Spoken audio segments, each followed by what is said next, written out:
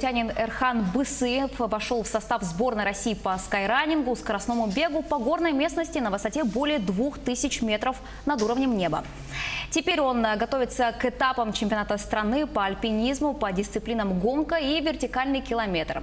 Беговые тренировки к экстремальным нагрузкам, крутым подъемам и спускам проходят в горнолыжном комплексе «Крылатские холмы» в Москве под руководством личного тренера, мастера спорта международного класса Елены Рухляда.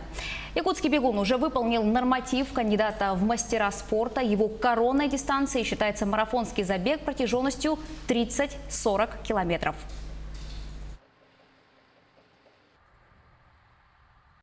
Три года занимался профессиональным спортивным туризмом, выполнил норматив мастера спорта 3 раза.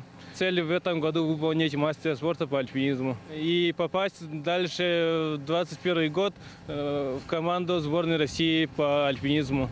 Я забегал почти на все горы России, начиная от Кавказа, с Урала до Камчатки, до Ямала.